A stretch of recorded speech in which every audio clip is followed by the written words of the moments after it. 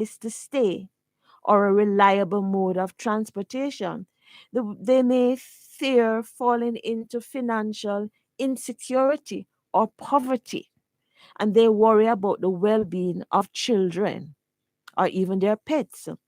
No, a fear of harm or retribution from the abuser may also lead someone to stay in an abusive relationship or to mistakenly believe that they can end the cycle of abuse if they just try a little harder to make things work or avoid upsetting the abuser.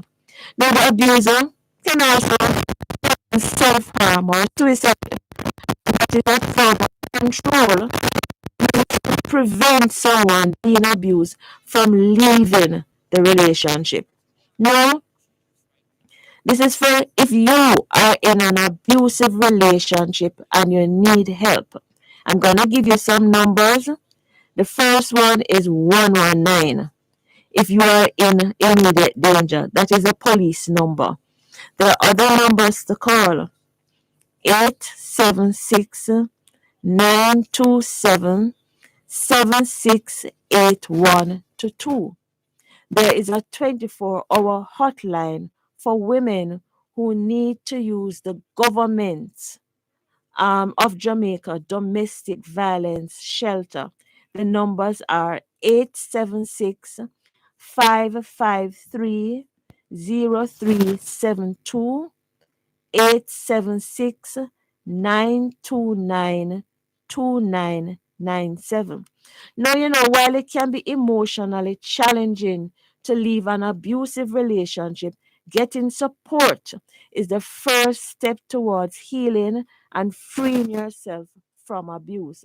Now, to the onlookers, while it can be difficult to see a loved one return to an abusive relationship, emotional and psychological violence is never the victim's fault. Now, that's all. That's been quite a big mouthful. That's all for this week's edition of Healthy Conversations with Dr. Jackie. Power in Your Health will return in a moment. And when we get back, we'll focus on our discussion of human rights in women's health with Dr. Rudolph Stevens.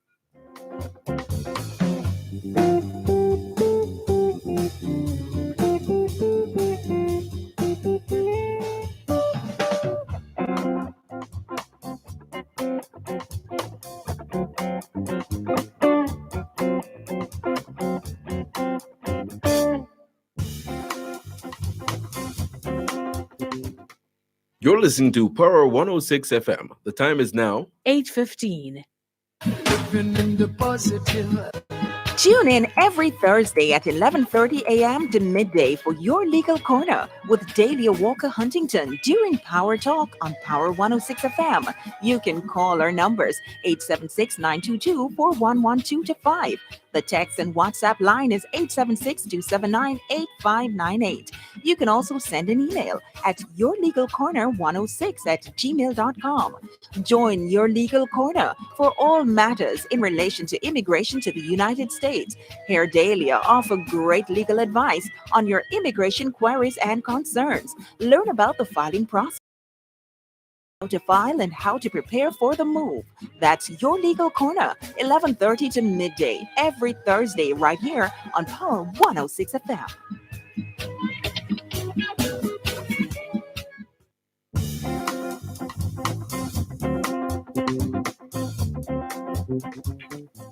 Welcome back to Power in Your Health here on. Now, Jamaica has been at the forefront ensuring that the issue of human rights is given proper place in discussion among countries of the world. And Jamaica was actually the proposer in the 60s, in the 1960s, for the adoption of Human Rights Day.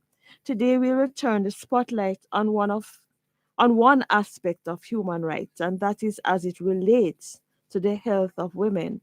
Joining us is Dr. Rudolph Stevens, consultant obstetrician gynecologist, director of Women's Health Network, and he's here to help us understand nuances of these rights.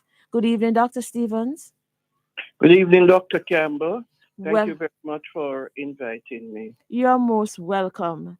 Um, Rudolph, what is a right, and what is when we talk about human rights mean? Well, a right is a moral or legal entitlement to have or to do something. That is something which is morally correct. It is just or honorable Yes. as human beings, regardless of our station in life, regardless of where we live, regardless of where we work, regardless of where we look. These rights should be accorded us, right? And Yes. human rights are these basic rights and freedoms that belong to every person in the world from birth unto death. Uh-huh. So what are some of these rights, and how do they come about? Okay.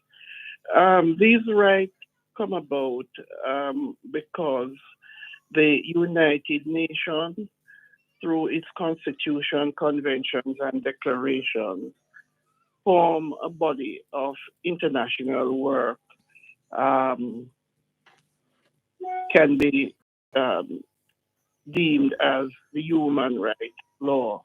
And these are adopted by countries throughout the world. And as you are aware, from time to time when these are promulgated, countries sign um, these declarations that they will be